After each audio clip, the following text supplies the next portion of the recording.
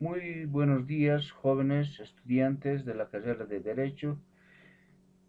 Nos corresponde ahora el tercer año diurno.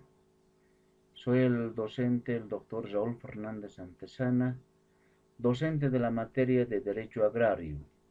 Vamos a empezar con el primer tema, que consiste en los fundamentos del derecho agrario. Los fundamentos del derecho agrario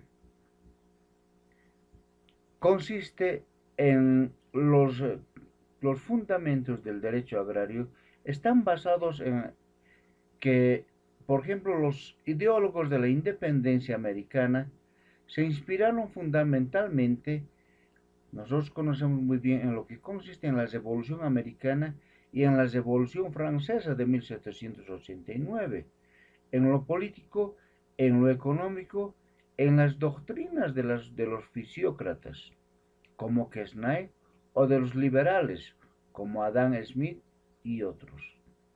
En lo jurídico fueron partidarios de la propiedad privada absoluta.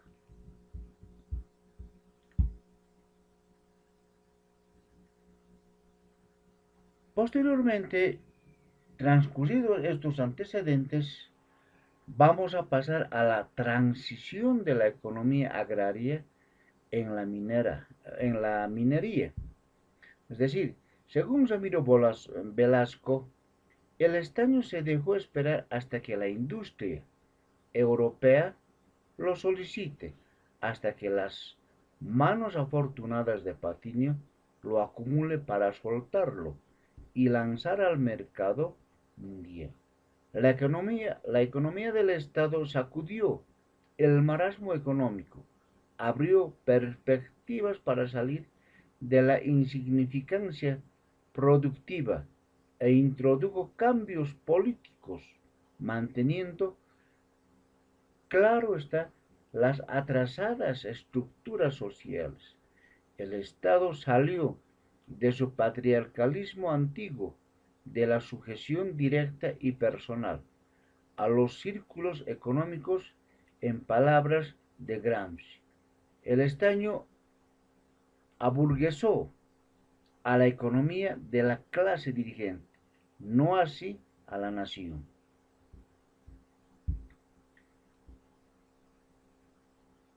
El carácter de la reforma agraria. El carácter de la reforma agraria, ustedes saben que se dio el 2 de agosto de 1953, pero sin embargo, habrá que reconocer que la reforma agraria era una medida imprescindible para crear las bases de un Estado nacional, por medida imprescindible para crear las bases de un Estado nacional, por su amplio efecto económico nacional y democrático. Pero cuando los campesinos entran en la economía de mercado, ese intento fracasa.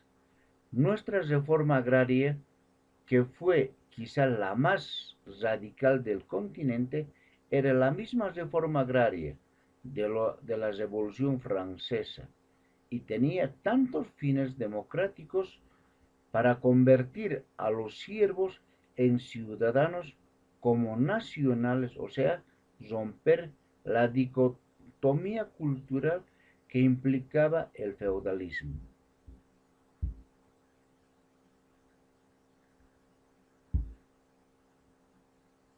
El análisis del contenido de la ley de reforma agraria. En cuanto se refiere al análisis de la ley de reforma agraria de 1953, podemos indicar, por ejemplo, que este contenido de la reforma agraria en Bolivia, cuyo instrumento jurídico fue la promulgación en la historia, comunidad del pueblo de Ucureña, de la ciudad de Cochabamba o del departamento de Cochabamba, el 2 de agosto de 1953. Se lo puede encontrar en la parte considerativa del Decreto Supremo 3464.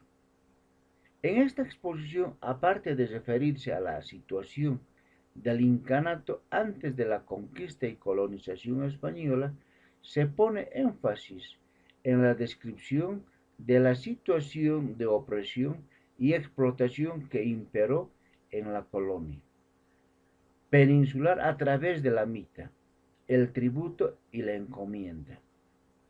Esa trilogía que realmente los españoles han tenido que hacer uso y abuso en contra de los incas. Y luego vinieron a conquistar la trilogía de la denominación y enriquecimiento del invasor español. Bien, hemos culminado con nuestra presente exposición. Gracias por la atención.